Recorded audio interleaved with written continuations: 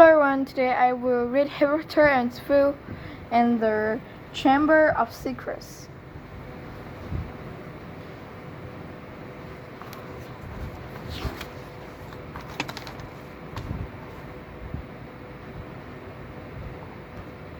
Harry went back to school without any of his homework done. The Dursleys were what wizards called muggles. They drop of magical blood in their veins. And as far as they were concerned, having a wizard in the family was a matter of deepest shame. Uncle Vernon had even padlocked Harry's soul, had wings inside her cage to stop her carrying messages to anyone in the wizarding world. Harry looked nothing like the rest of the family. Uncle Vernon was large and necklace, with an enormous black moustache.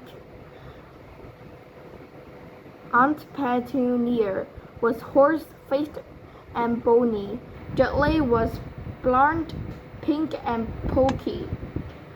Harry, on the other hand, was small and skinny, with brilliant green eyes and jet black hair that was always untidy.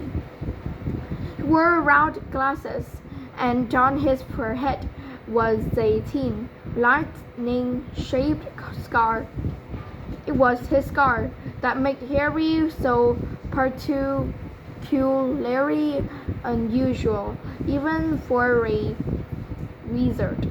The scar was the only hint of Harry's very mysterious past, and of the reason he had been left the Dursleys' doorstep 11 years before. At the age of 1, Harry had somehow survived a curse from the greatest dark sorcerer of all time, Lord Voldemort, whose name most witches and wizards still feared to speak.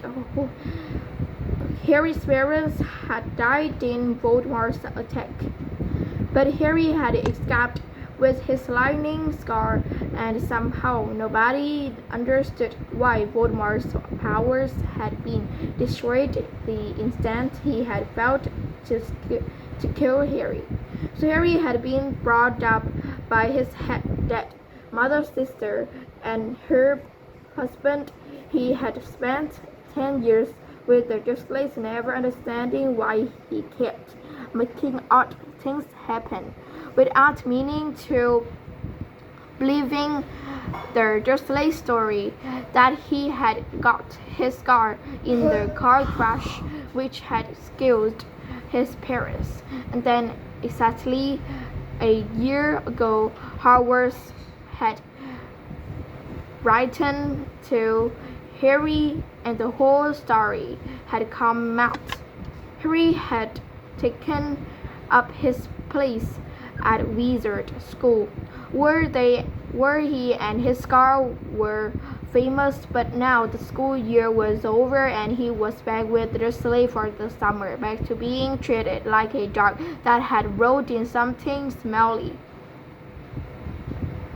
The Dursley hadn't even remembered that today happened to be Harry's 12th birthday.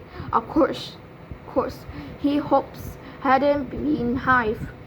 They'd never given him a proper present, let alone a cake. But to ignore it completely at that moment, Uncle Vernon cleared his throat importantly and said, "Now, as we all know, today is a very important day." Harry looked up, hardly daring to believe it. "This could well be the day I make the biggest deal of my career," said Uncle Vernon. Harry went back to his roast toast. Of course, he thought bitterly. Uncle Bernard was talking about the stupid dinner party he'd been talking of nothing else for a fortnight. Some rich builder and his wife were coming to dinner, and Uncle Bernard was hoping to get a huge order from him. Uncle Bernard's company made jokes. I think we should run through the schedule one more time, said Uncle Bernard.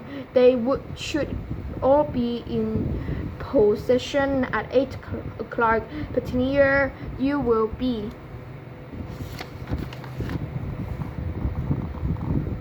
The lunch, and said Aunt Petunia, probably waiting to welcome them. Craig seriously to our home. Good. And Dudley, I'll be waiting to open the door. Dudley put on a full, simpering smile. May I make your coats, Mr. and Mrs. Mason? They'll love him, cried Aunt Petunia rapturously. Excellent, Dudley, and said Uncle Bernard. Then he rattled on Harry and Joe.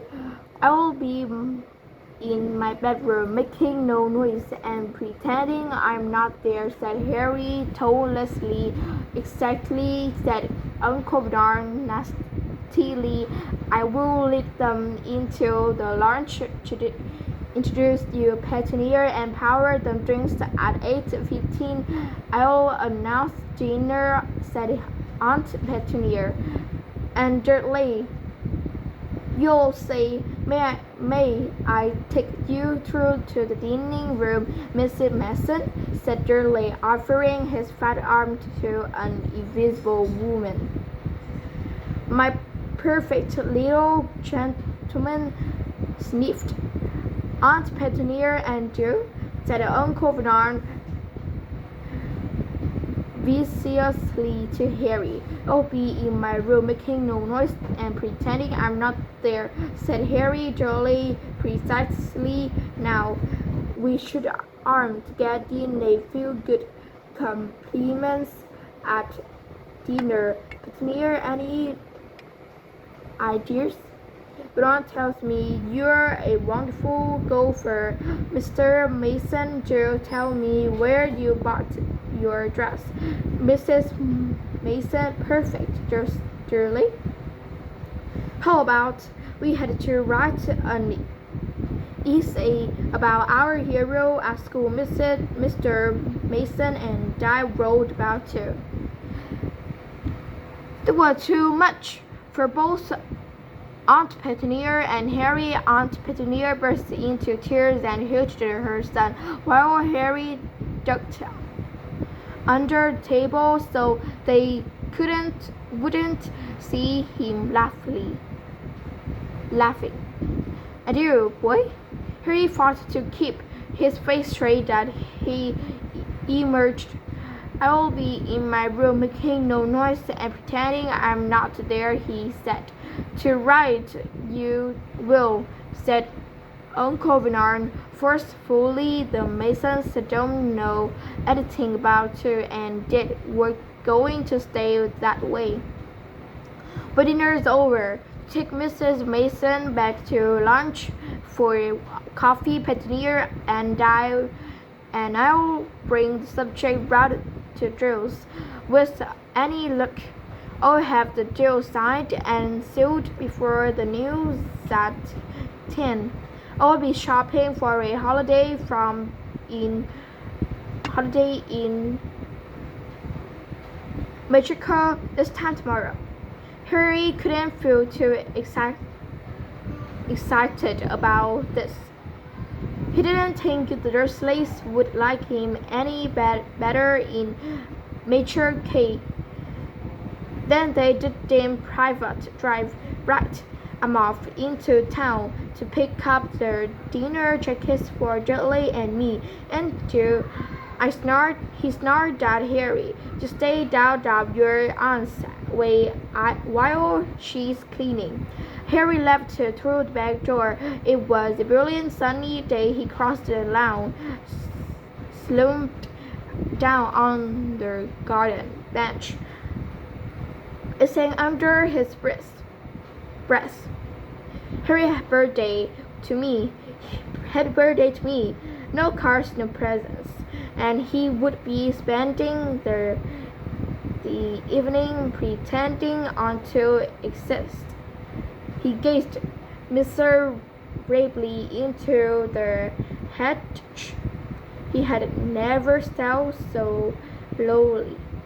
More than anything else, that was more even than playing Quidditch.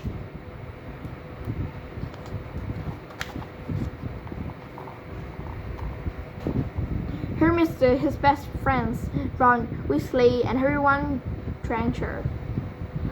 They, however, didn't seem to be missing him at all. Neither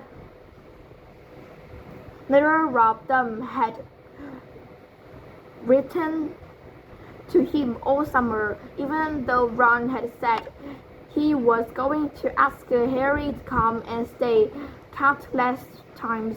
Harry had been on the point of unlocking Hedwig's cage by magic and sending her to Ron and Hermione with a letter, but it wasn't worth the risk. Underage wizards weren't allowed to use magic outside school. Harry hadn't told the Dursleys this.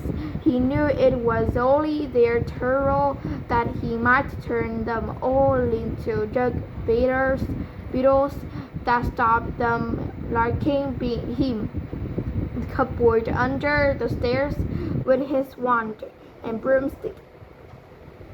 For the first couple of weeks back, Harry had enjoyed muttering nonsense words under his breath and watching Dudley tearing out of the room as fast as his fat legs would carry him, but the long silence from Ron and Hermione had made Harry feel so cut off from the magical world that even touching Dudley had lost its appeal.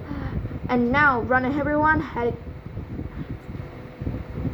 had forgotten his birthday.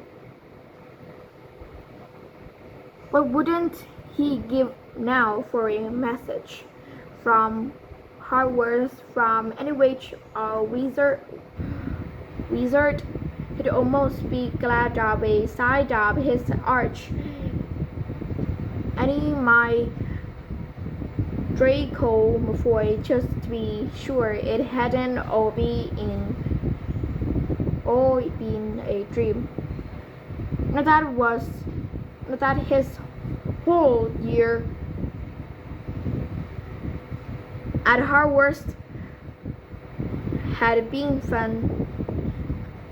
At every end of last term, Harry had come face to face with none other than Lord Voldemort himself. Voldemort might be a run of his former self, but he was still terrifying, still cunning, still determined to regain power. Harry had slipped through Voldemort's clutches for a second time, but it had been a narrow escape, and even now, weeks later, Harry kept working in the night, dressed in cold sweat, wondering where Voldemort was now, remembering his livid face, his wide mad eyes.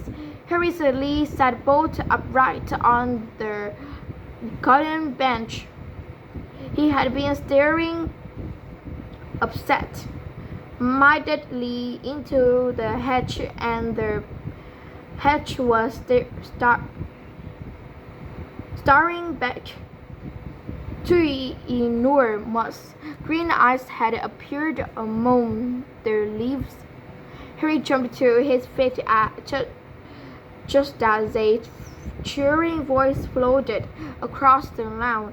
"I know what day it is," sang Dudley, waddling towards him.